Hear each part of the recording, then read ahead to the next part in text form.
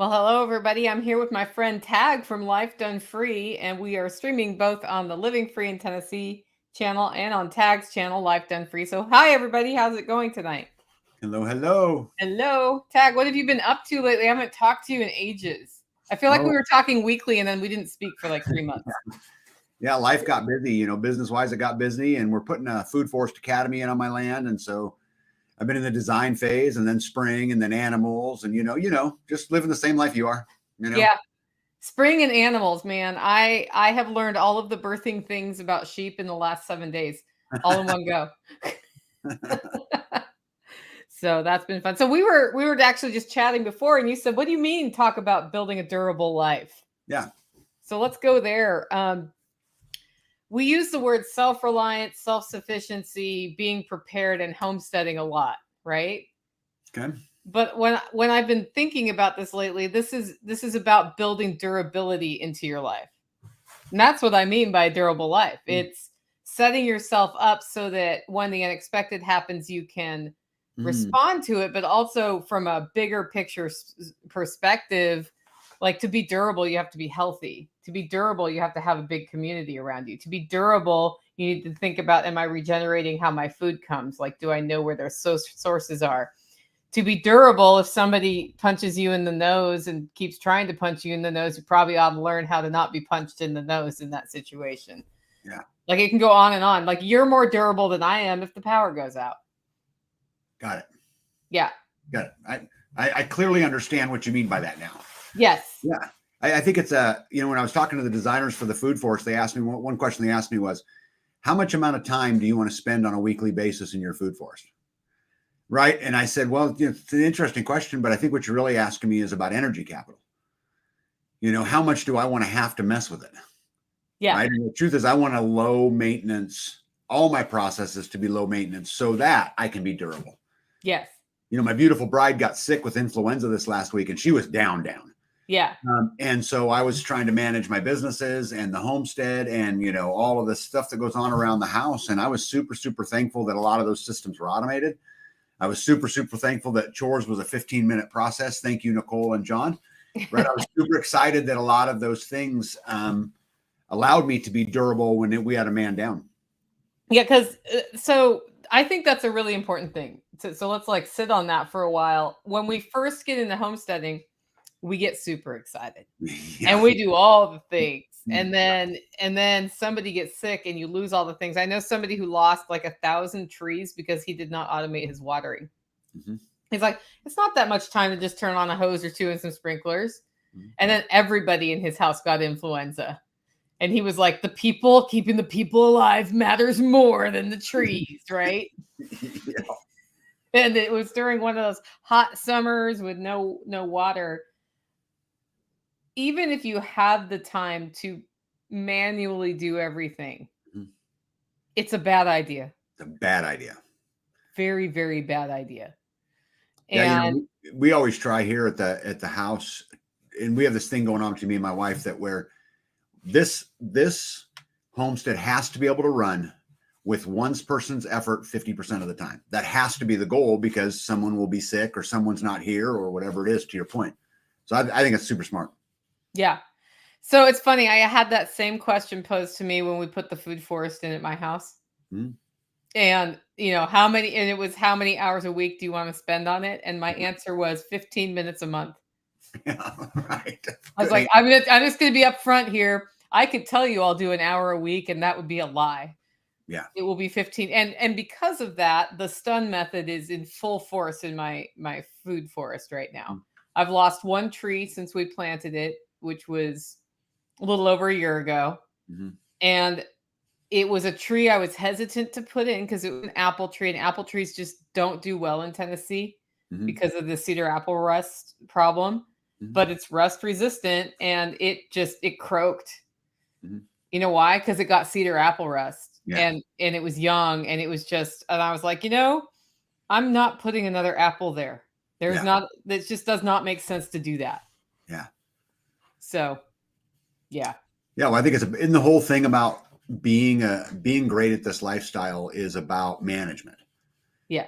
And the better you manage it management isn't a physical statement, right? It's the better you manage through the cedar apple rust or through your, sheep giving birth, right? And not going exactly the way you planned it to go. But hopefully everything went okay because you had enough systems in place. Nothing had to crash because of the catastrophe of the sheep.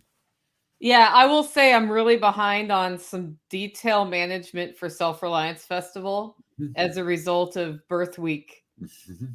And that's okay. I'm like, what I'm going to do, like, I was literally editing the agenda that's printed out for Self-Reliance Festival. I'm like, well, because the person who designs it can't be the person who edits it or proofreads it, right? Right. And so I'm like, okay, I see some errors there. I was like, don't send it to print. And I was talking on the phone, and Mama Sauce says, well, it won't be there in time. I'm like, if I have to go pick it up at the print shop, I will, but we don't want to print, the wrong stuff. And she said, like, fair enough, that'll work. So there's always, you get really good at choosing what's really important when stuff's going on. Oh, this is weird. What's going on? Oh, on my end, it's telling me that the stream on my end was deleted. I'm going to try something here. I tried to comment just to the people out there. Okay, it says I'm live here. Let me test. You know what? I'm doing it through my StreamYard. Did you set it up through yours too? Yeah, I set it up through StreamYard. Okay, we are live on your channel, probably at a different link.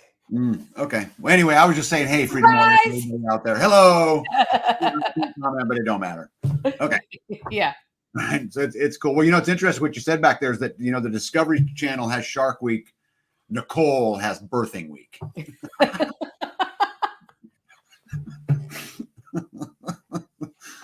Yeah, it's such a challenge, but I think what you were talking about is just super, super important about being durable. I love that word. I did not, I always call it energy capital, right? And those things. I think it's a super smart word. And I think that if anybody takes anything from that, our first little conversations right there is to be durable, because a lot happens. Every day I get a call from a homestead that some catastrophe happened. Something happened. A cow got through a fence. A dog ran off. I had a good friend of mine just had a dog get run over, in the road, and just all kinds of things. So I think that's really, really smart, Nicole. What a great topic. Well, and so the reason I thought we could talk about durability is how do you get started increasing your durability? And I think you're really smart to start with processes, like make a system and automate things one at a time. Because we feel pressured to do everything at once, but just choose one thing. Like, what's the one thing that's driving you the craziest right now? That's where you start. Yeah. Yeah. And, it's, to me, sometimes it's just managing the most pressing issue all the time. Whatever that happens to be. My wife this last winter decided she could get 2 more weeks out of the water system. She just knew she could before the freeze set in. Well, guess what? No. And froze, broke a pump. And so now all my water is draining out all over everything, and I've got to scramble. So everything else I had planned has to go on the side, or her getting sick this week. I planned on pouring concrete for our community building this week and didn't get it done because my wife decided that she needed to be sick. Yeah. And she decided that, just so you know. She did. Yeah. Yeah. That's how that works. So I have a bottle lamb right now. You know what that means? Yes, I know exactly what that means. We're up to every 4 hours and 15 minutes for feeding. Yeah. And last night I was watching a TV show to wind down, and it was maybe 9:30, and I was totally falling asleep in my chair. Right, which is a little early. And my friend Tactical was here, and the show ended, and he said, "You need to go to bed, and I'm taking over the next 2 feedings." And I was like, that's really smart, because the next thing is Nicole gets a cold. That's right. And then what happens? Yeah. Then I have a cold at Self-Reliance Festival. Nobody wants that, right? Yeah, for beginners, just start with something. Don't begin with everything. Yeah. And managing the most intense thing, I think, is important. Knowing what your priorities are is important. And then, do you know what homesteader's remorse is? No. So, like, homesteader's remorse is when you've had to take an action in an emergency, and then you doubt yourself. It's like that did I do the right thing? Did I make the problem worse? that is a real part of this lifestyle. Yeah. Yeah. Well, I think there's always a critic, and quite often it's us. Yeah. You know, and I go through it too, you know, and I think to add to that point, I also think that don't be afraid to do something wrong, because, you know, I've rebuilt my water system 3 times now. Yeah. And I've learned, you know, imagine you fill up a 600-gallon tank of water with rain, and it's going to water your animals until a cow happens to brush up against the waterer and knock it over in the middle of the night. And then you dump all of the water that you have all over the ground. And so now you don't have that water, which means now you're pumping it in from the well or whatever it is. And so you say, okay, well, this ain't going to work. So now I need to pump the water to another tank that's maybe like 35 gallons, so that if it breaks, I lose 35 gallons. I don't lose 600 gallons. So it's a constant evolving process. And I think that being able to evolve is part of being durable as well. What do you think about that? 100%. Because we learn things on the internet, and the internet tells us how to do things, and the internet is not always right. No. So what was one of the myths that I have even spread in my podcast, because I believed it without double checking or testing myself, is that you need to let meat get up to room temperature to cook it so it cooks more even. So you take your steaks out 45 minutes early, put them on the counter from your fridge, and then you cook them, and it's better, right? Okay. No. So somebody actually measured the internal temperature of a steak, let it sit out at room temperature for 45 minutes, measured it again, and it was not arguably different in the middle of that steak. So sure, if it's frozen in the middle of that steak, that's one issue, but which completely turns on its head all of the advice. Well, where did I get that advice? From other people I know who are really good at cooking things, because that's what they said. And so we just started repeating it. And then one of my chef friends said, Nicole, I'm sending you a link. You need to stop saying that. Yeah. I think you just hit a very important point too, which is, you know, we talk about being durable. Community plays a big role in this too, right? And having someone to bounce ideas off of, or even just somebody to vent to, or someone to tell you, hey, quit feeling sorry for yourself, or, you know, whatever it is. I would argue community may be part of the, you know, the durability conversation. What do you think about that? Yeah. People who will call you on stuff is important. If you have a hard day as a homesteader and you post about it on the internet, you are going to get people hating on you about making the wrong decision. So unless you're willing to deal with that, instead of posting that on the internet because you need to talk to somebody who loves you, who understands what you're trying to do, who, even if you did something wrong, is not going to, you know, go for the jugular. Because that's what I see. Also, there is a group of just, I don't know, they're just unhappy people out there waiting to yell at you. Yeah. And if you're not in the mental state to be yelled at, don't do it. And I think you need to protect that very carefully. That's how you become a healthier mental person, is not like, don't make it worse. You know, I've got a neighbor who's got 300 acres across the street from me, and he went on vacation to, no, it wasn't vacation. He had to go to Utah or something, I don't remember, somewhere.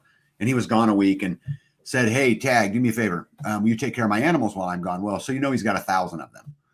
Okay. So it's not like my 100, right, that we take care of. He's got 1,000 of them. And he's got this one dog named Cujo, who I can't even get close to. Well, his name ain't Cujo. I call him Cujo, but because he's a Turkish Kangal that's huge and scary in all of this. But anyway, my point is that, you know, part of, I think, being durable, we talk about having a plan and a backup plan. When my wife gets sick, what if me and my wife both get sick?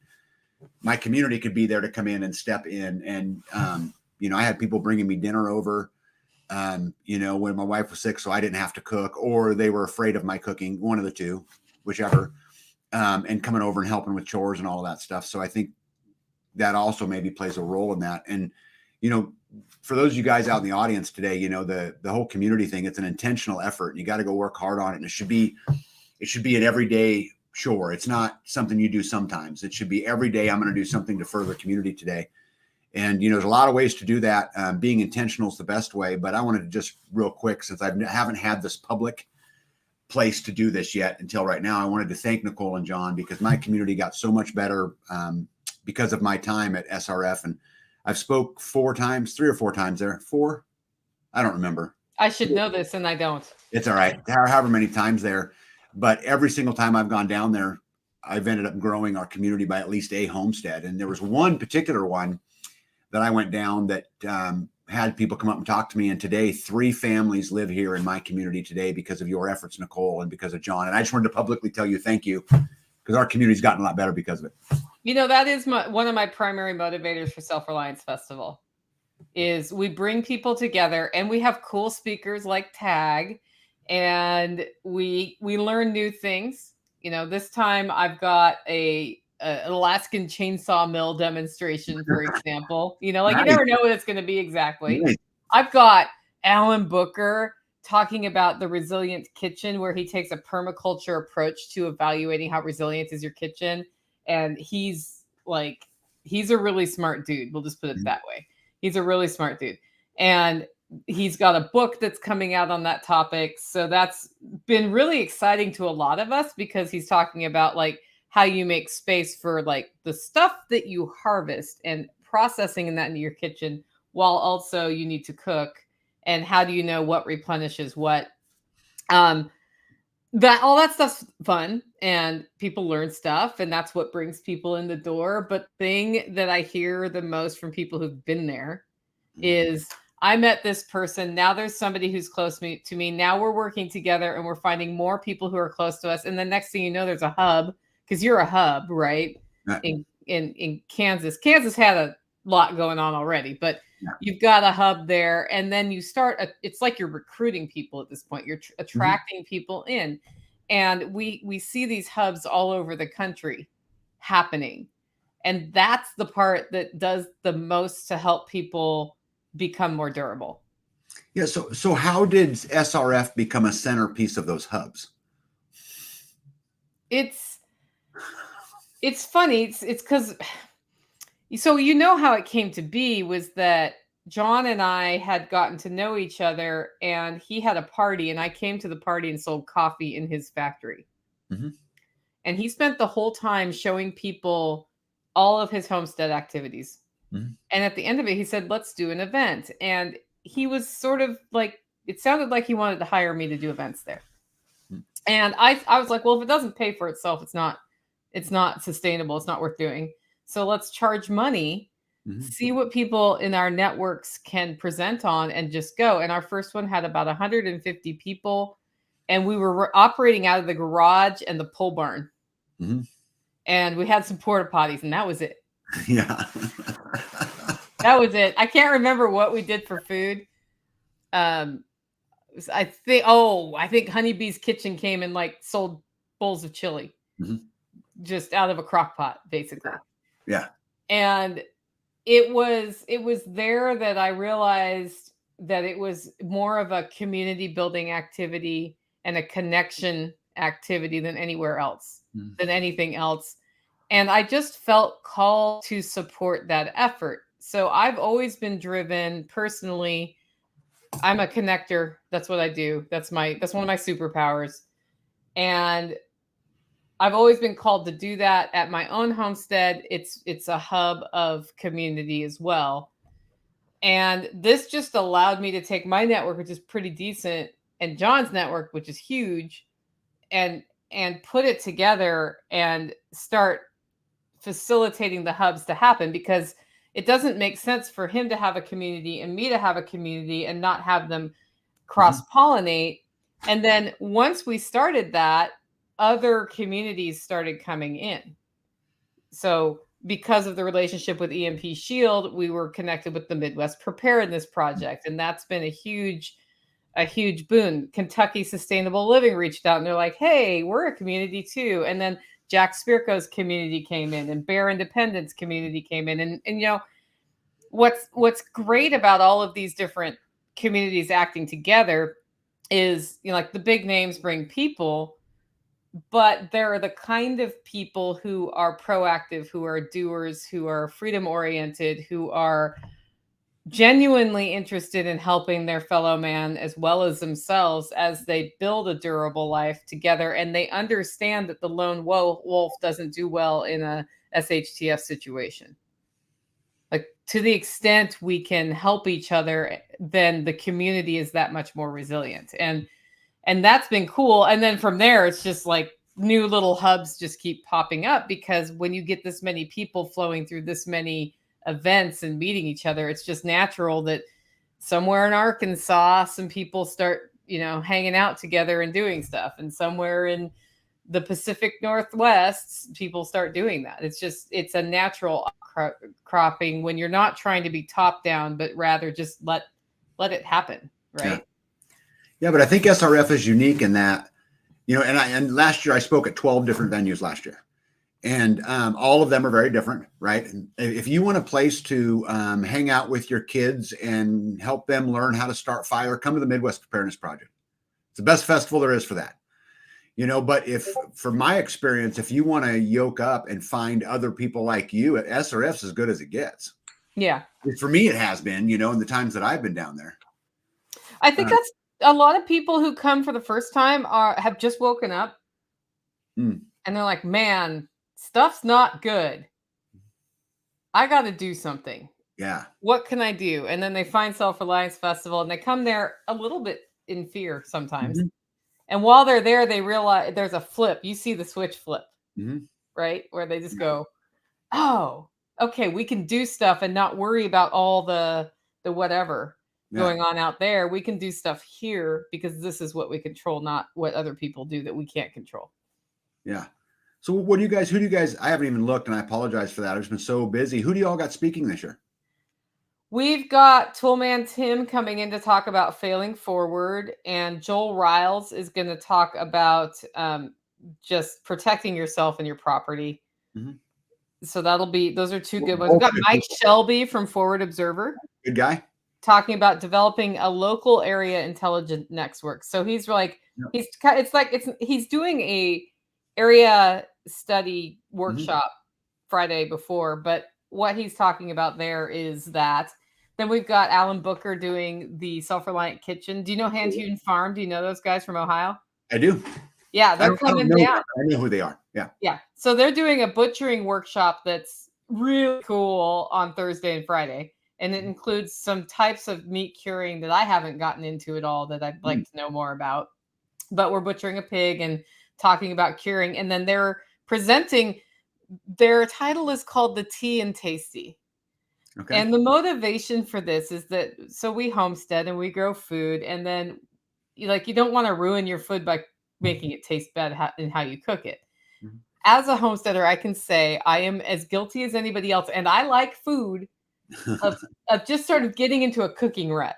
So this addresses that. Like, you don't want to ruin the meat. We've got Angry American. Oh yeah. Yeah. So he'll be there. I said, Chris is a good guy. Yeah, he's a great guy. I met him this last weekend at Kentucky Sustainable Living. We didn't talk a lot, but we've got plant medicine basics. We've got an animal nutritionist coming in to talk about natural ways to work with your animals and pets. And so I wanted more of a health focus this time. So I got a couple of health sessions in there, sort of outside the just, work out more and eat right. Amanda Willis is up this time, Shooting Straight. We're doing a panel where we just ask questions, and she has a way of saying things very directly, which is why we called it Shooting Straight. So it'll be fun. Oh, Letty's here. Buy your tickets now. Letty is on the marketing team for Self-Reliance Festival. Go, Letty, go. Like, here we go. So moderators, please post a link to SRF. Sure. Let me see if I can do this. While you're typing that, for all you guys out there listening, oh, there you go. Yeah. Does that make you uncomfortable that I have superpowers on your channel? Not a bit. Not at all.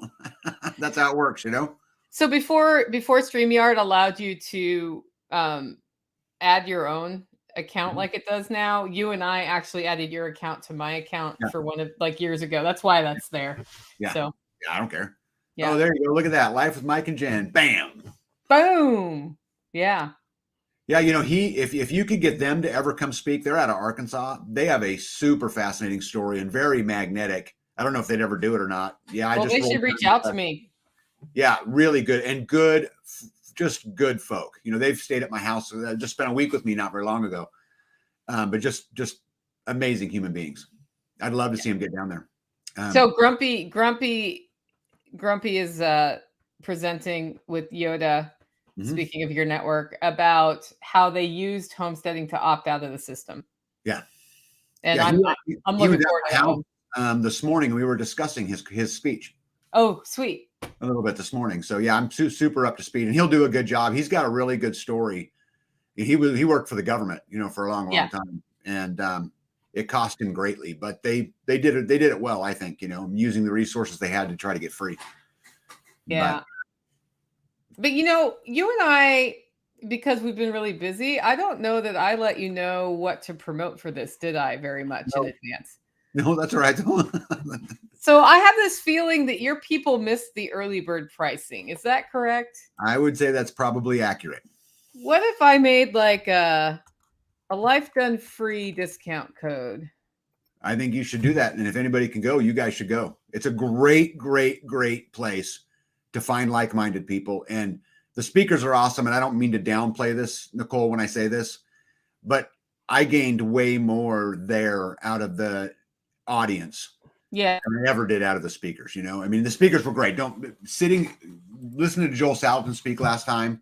Yeah. Amazing. I mean, there's just so many amazing people.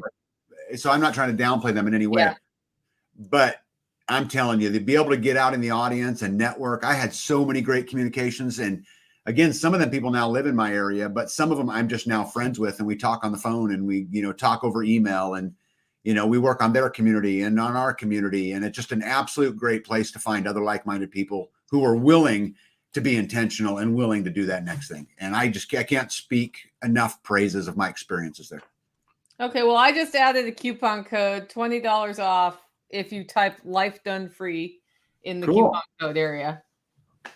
So yeah. Dana says silence. Does that mean we suddenly went quiet? I can hear you. I hear you. Yeah. Everybody hear us okay? Yeah. Yeah. So yeah, I was thinking about that. Both you and Bear. So Bear was working on the ruckus, and I didn't want to. It's really hard to promote two events at the same time. So there we go. There's your coupon code. That gets you basically early bird price. Cool. For the next week. Cool. Super. You guys go. I'm telling you, go invest in it. And you guys have heard me say on my channel a million times, you want to build community. The single most important thing you have to do is be intentional. You have to take that first step. And, I traveled all over last year for this exact purpose. I got to go speak and do some of those kind of things. But the real purpose was, how can I now take this energy and develop it into growing my community? And, I do that through relationships, with Nicole and John and then a lot of you find people too, Yeah. So what are you doing differently this year? So, I have something to share with you. Oh, I have grid power. Okay. Right. So it does not make sense to put solar in, right? I disagree, but go ahead. Right. So we put a solar system in last year for my guest cabin that runs my water system then. And we discovered all manner of chicanery in the wiring in that building as a result. So we basically couldn't run it unless we manually switched over until we went through and fixed all the problems. So now it's all done. Love that. And I get glee every day. Like, I have this app on my phone where I'm like, oh, the battery's 100% now. You're turning into a solar Nazi. My wife's a solar Nazi. Yeah. She looks at it 100 times a day. Yeah. So it's like, oh, it's time to do laundry. The battery's full and we have more power than we're using. And then that runs the well pump, which uses the surplus. So yeah, I've totally turned into a solar Nazi. How wonderful. Yeah. Isn't it kind of empowering to know you have that sitting there? Yeah. Because to me, it totally is. Yeah. Well, and the thing is, like, if tornadoes come through and knock out the power, I'm going to be in the dark in my house, but at least I have water, and, we could always run an extension cord up here if we needed to. I mean, I have other ways to deal with stuff, but Oil lamps are really nice. Yeah. Romantic lighting at my house if the power goes out. We have oil lamps too, but I'm going to tell you, there is just something cool about knowing no matter what happens, you'll have some source of power, because you talk about, being durable. Well, one of the things about being durable, as you mentioned, was your health. Well, one of the things about keeping your health is not working yourself to death.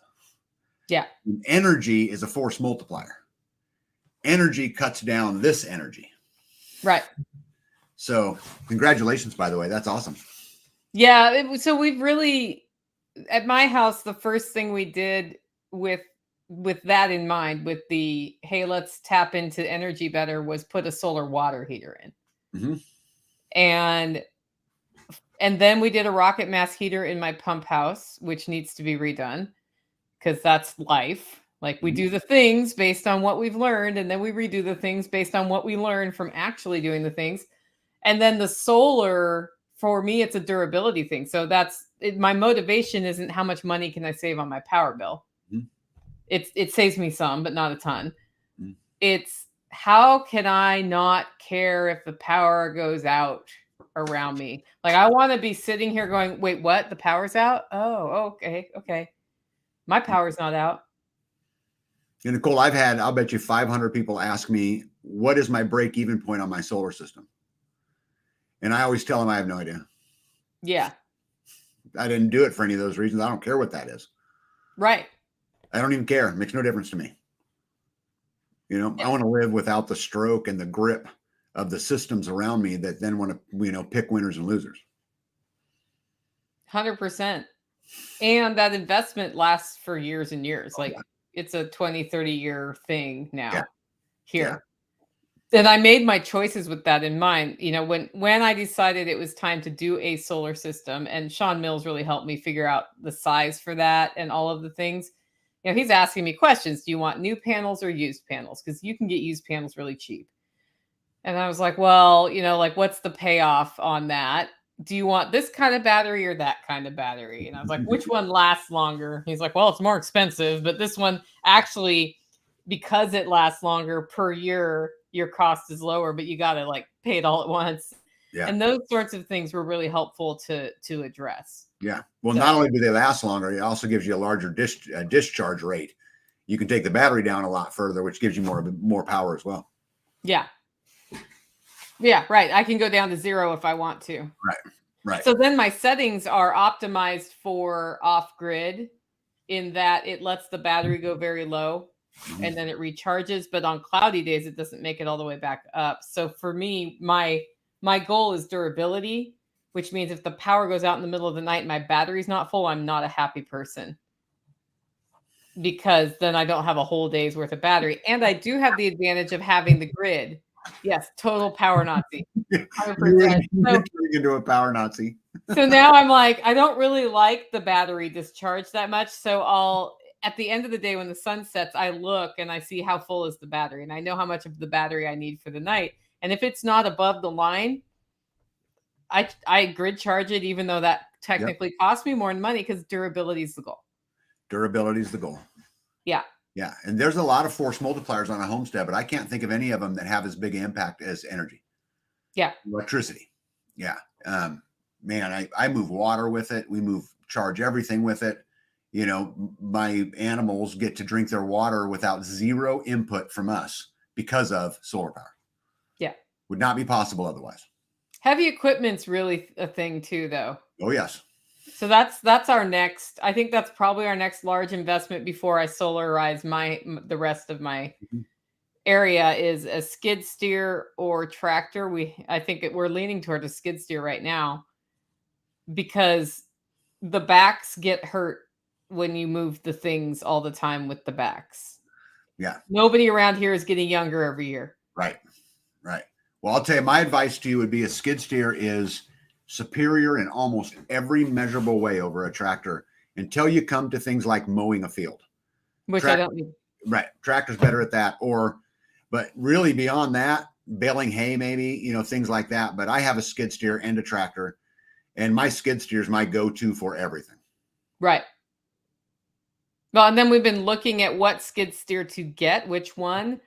And, that's been that's been a little bit of the thing. So we can get a really cheap one, and then Tactical will have to maintain it all the time, or we can spend more money and get one that's not going to break all the time. Which, of course, I'm like, I like option 2 because I have watched him maintain all the gas operated things around here from when he first came to the property, and they were old.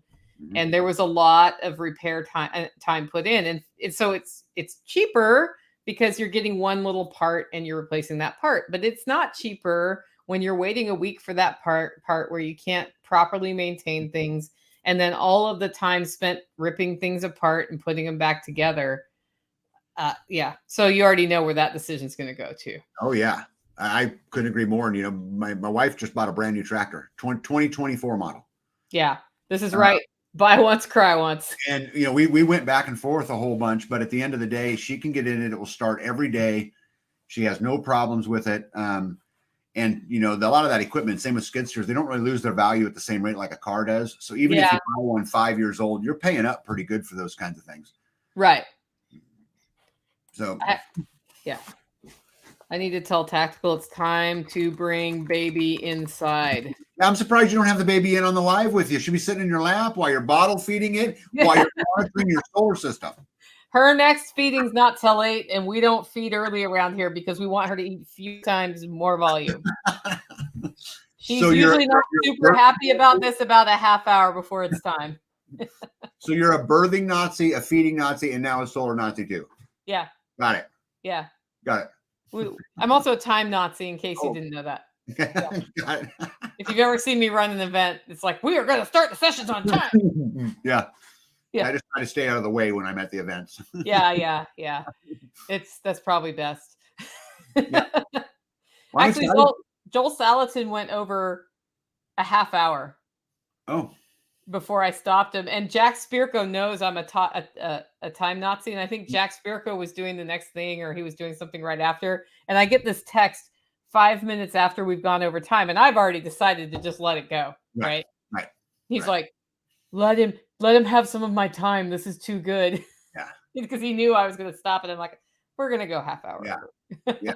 Well, it'd be pretty hard to stop Joe Salvin. I mean, yeah. He's kind of the godfather, Yeah, well, and it was like his talk went a little bit over, but then it was people had questions, and I really wanted to honor that they came all the way out to ask questions on that one. So, and I had, I've learned now you put people like Joel right before lunch. Mm-hmm. There's a lunch break, and then if they go over, it goes into the lunch break, and people can go to lunch if they want to. Yeah. Hey, Big Kid's got a really good comment down there that I'd love to address. He talks about, I see your point about with buying new, but never pass up a deal I got on my Cat D4. I paid less than scrap price. I think this comes down to recognizing how often you're going to use it. So my skid steer I use every single day. I'm going to get good stuff because I use it every day. But, we have a grader out here that's like a 1970 model because it's run 4 times a year. Yeah. And so I think this is measuring how often you use it. Again, my skid loader saves me my butt every single day. I don't want hassles with that. But, I have a commercial wood chipper out here. Use it a few times a year, but it's got to be an 84 or something, right? It's a lot older because I just don't use it as much. But just so that I address you, Mr. Big Kid. Yeah. Well, and then some things. So this is along the same lines. I have a dishwasher at my house. Mm-hmm. And it's not a human dishwasher. It's a mechanical one. And I did a lot of research. I got this GE. I used it for a number of years, and it has a built-in computer. Mm-hmm. And it started going on the fritz about a month ago. Mm-hmm. And it was one of those sneaky things where it worked and then it didn't work, and then it worked and then it didn't work. So we tested everything. I finally determined the computer board needs to be replaced. And the price for that's like $250. Yep. And that's at that point, you're like, I might as well just get a new dishwasher. Well, I have a backup dishwasher that I use in my outdoor kitchen. Okay. That I got on the internet, like for $50 used. And it's all mechanical dials. Yeah, love it. And I was like, we're throwing the backup dishwasher in my kitchen because I don't have time to think about a dishwasher for the kitchen. It gets the dishes cleaner. It doesn't have a computer to break. And so now I'm like scouring the used stuff for really old dishwashers that people think are ugly at this point. Yeah. I'm over it because, you know, when I started doing any research on appliances, basically, unless I get a commercial dishwasher or one of these old mechanical ones, it's not worth, like, they're going to break. They're designed to break after 3 to 5 years. So, you know, I think there's something to absolutely be said about finding older mechanical things in a lot of those cases. yeah. You know, Yeah, Tambra says I'm the dishwasher at my house. yeah, when you said you had a dishwasher, I was going to ask you if Tactical washed the dishes. No. You gave me the look like he ain't allowed in the kitchen. No, I mean, he is, and he does his own dish and he can do dishes, but we have actually had the discussion about labor division, and I do manage the meals and the dishes from the meals unless I'm like, I need help this week. And in order to do that, the tool I require is a dishwasher. So I did go through about a week of doing the dishes by hand, which I can do. It's fine.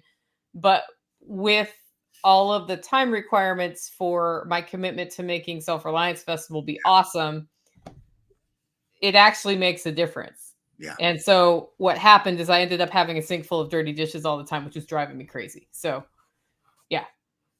Anyway. Yeah, great point right here.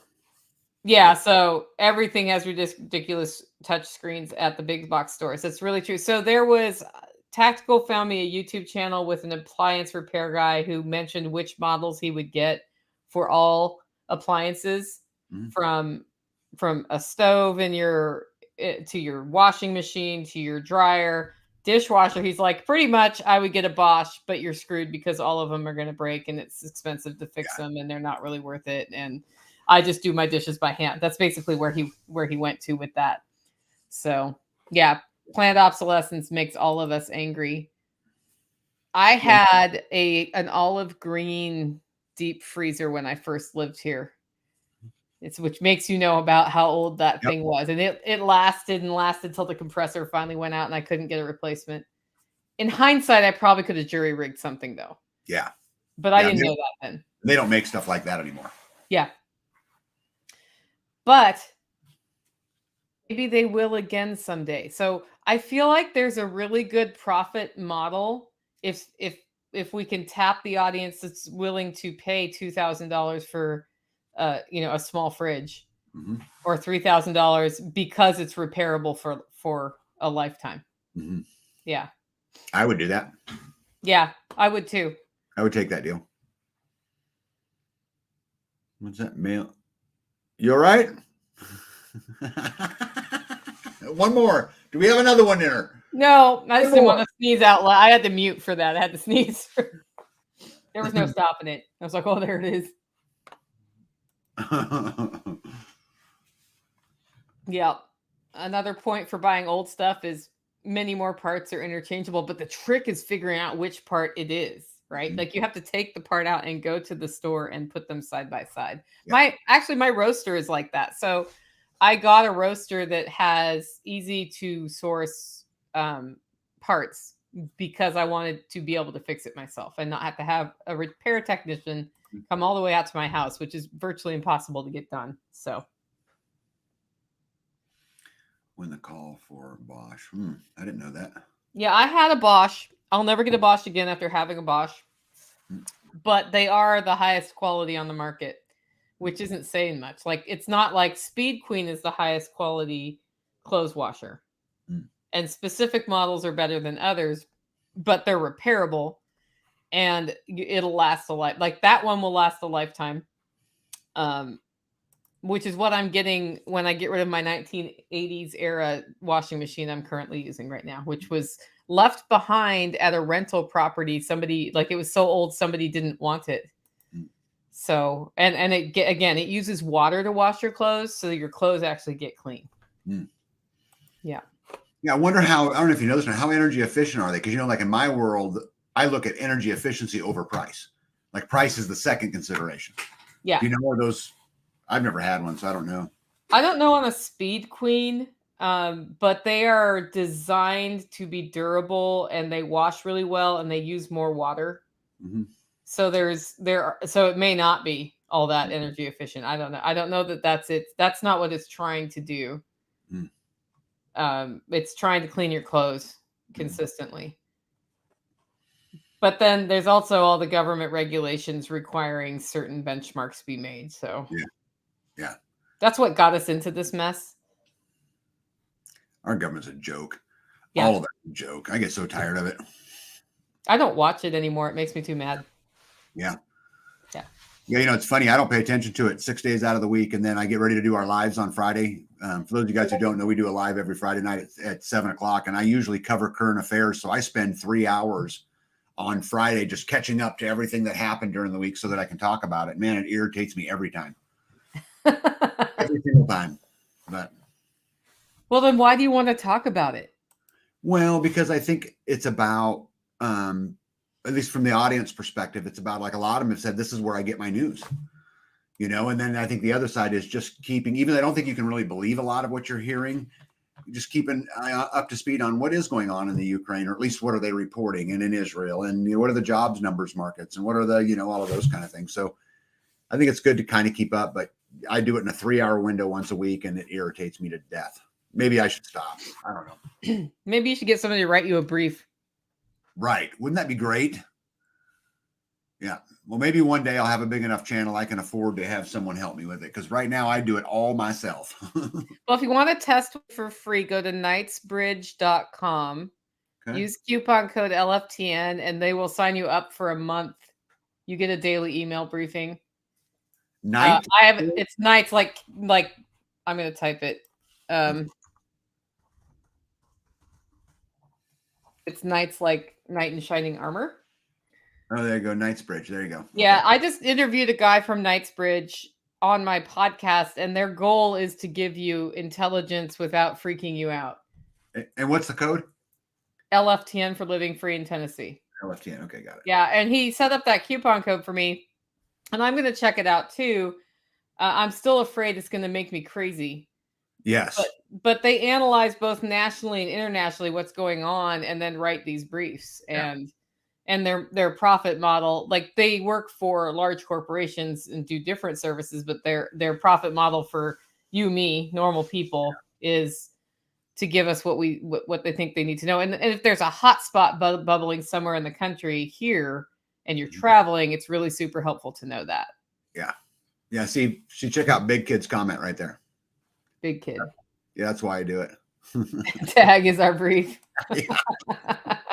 That's why, right there. Big Kid just volunteered to write your brief. I think. I know, right? Go Big Kid. He's a really smart dude, so he'd pull it off pretty easy, I would think. Yeah. Yeah, I think, it's important to have enough situational awareness that you don't walk into something that you don't want to walk into, or you don't invest money somewhere where it's a bad place, know. But at the same time, if all you do is watch the meteor flying towards your head, so figuratively speaking, it's hard to move forward and celebrate the new life on your homestead and all of those other things that happen. So, yeah. Yeah, it's I'll important. tell you. The world's sorry, crazy. go ahead. I was going to say the world's crazy. So, and it's getting weirder by the day, I think. Yeah. I realized today that I was able to navigate birthing week primarily because when I was 10 years old, I read a fiction book called All Creatures Great and Small. Okay. And it's a veterinarian talking about being a country veterinarian, describing all of these things. And he was very often called out to do sheep things. And so I was joking, I was talking today on my podcast, like, had I not read that book and only read the informational manuals I had read about these things can go wrong, it wouldn't be the same, because that story just locked it in. Yeah. And I bring that up because, like, that's the same with watching the news. Like, you need to expose yourself to other stuff. I did hear this. Yeah. Yeah, I don't want to totally hijack this live, Nicole, but I think it's interesting how the Army 2 years ago, its advertising was, look at me, I'm a minority female with a mental or disorder, and look, I'm in the Army and I'm happy, to the last one that came out this week was, I need warrior mentality, airborne troops. Like it's totally made this huge shift into, we might need some war fighters, you know? Yeah, why do you think that happened? What do you think they're preparing for? Yeah, you know what's crazy is I've done a lot of study on this, Nicole, and I know it really well, or I think I do, and I don't think that the United States is in any danger of, you know, Russia or China coming here, maybe with the exception of a nuke or something, but they're not getting over here. The supply lines are too long, the natural barriers are too big, and we have a huge armed populace. You know, Americans have, on average, own 1.2 guns. The closest country to us is Yemen with like 0.78. I mean, so I just don't see it. But there's obviously, I think America wants a fight, and I think they want World War III. And if I lived in Europe, I'd be very concerned. Yeah, I don't think World War III is a good idea personally, but there appears to be a spirit of war in the air. Yeah. Yes. And not, you know, like war is never good. No. It's not good for the pocketbook. It's not good for the people. It's not good for our mental health. But here we are. The spirit of war is in the air. And now so I didn't realize the advertising had changed. Like that's your propaganda foreshadow. Right. Oh, we need people who can fight. Well, you know what else we need is citizenry that's not unhealthy. And we're very unhealthy, typically speaking. Very unhealthy. Yes. Yeah, go look at a picture of a beach in 1970 and then look at a picture of a beach today. Yeah. You know, that will tell you kind of the whole story. You know, we're being poisoned by our food, by our medicine, right? By what we see over media.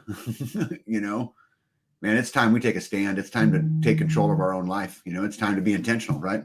Right. It's just time to do those kinds of things. And that's why I do Self-Reliance Festival is, you know, it's not because it makes me a millionaire. It's because it helps, it makes us all wealthier in the ways that matter, I guess is probably the best way to say it. Yeah, I think that's really well said. And anybody who's ever been behind the scenes of one of those festivals will tell you there's not a lot of money in it. Yeah. It's actually a lot of work for very little money. But at the end of the day, what you kind of come out of it, I mean, I know, how many more relationships do you have now in the homesteading movement that you would not have had you not done the Self-Reliance Festival? Oh, like hundreds and more than that. Like it does. So it has given me some credibility. Of course. Like I met some personalities this weekend at another event who didn't know who I was necessarily, but they knew what Self-Reliance Festival was. Yep. And so then instantly I could be like, okay, well, would you come speak? Yeah. And it's easier to get a yes now that it's established than it was the first. You know, the only reason I got decent name speakers at the beginning was that from my podcast I had credibility and John has credibility. Yeah. So we would be like, which one of us should ask person X, you know? And I got a lot of no's. Mm-hmm. Whoops. A lot of no. I wiggle a lot. That was me wiggling. I don't like to sit still. But yeah, you know, we got, you know, I rarely get a no now. I occasionally get one. There's one person in particular that said no twice, so I'm not sure I'm going to ask him a third time. Yeah. He's always had a reason, but I'm not sure it's a real reason. So yeah. Well, I can say I've had a lot of fun doing it. I've had a lot of fun. The speaking part's cool and all that, but I can't tell you how much fun I've had in the audience and just talking to people. And, you know, and it's not even what happens at the festival. You know, we went last time I was there, was there on Saturday. And then I had breakfast dates with people in the audience Sunday morning at a local restaurant, you know, and it's all that stuff combined, you know, that makes it such a great experience. And I would recommend any of you guys out there in the audience, if you can make it to Self-Reliance, go. It's a great experience. It's a great place to network. You're going to learn a lot from the speakers and that too. But I'm going to tell you, it's the community that's out in the audience to me that makes it so special, you know, compared to a lot of the other places that we go to. I just couldn't say that enough. But, you know. Yeah, you're just walking around talking the whole time when you're there. That's funny. What I do. Yeah. I talk to one couple, next people, and I just have lots of conversations. And I've met so many good people, just so many. Yeah. Some of us prefer to forever stay in the shadows. Is that a good idea? Yeah, it's actually, you know, there was a time we all did that, big kid. Yeah. There was a time I did that.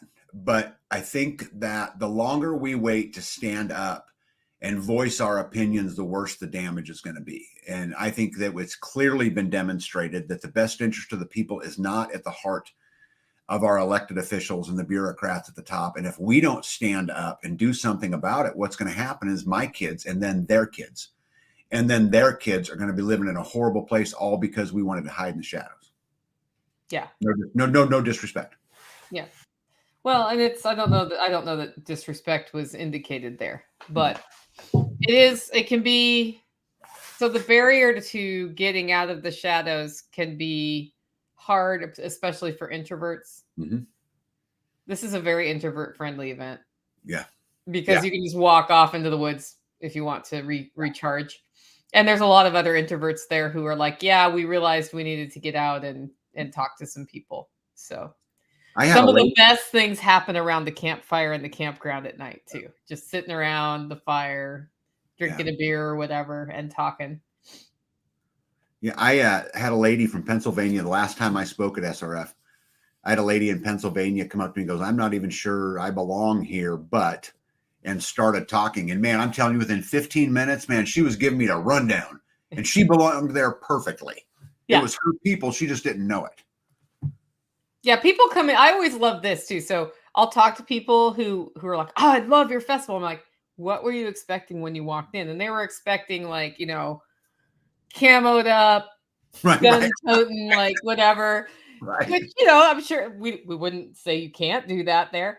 And they were expecting a very more like militant almost environment. And they're like, and what I found was just a whole bunch of nice people who are interested in talking about whatever their thing is, whether it be a homesteading gardening thing or a self-defense thing or whatever it is.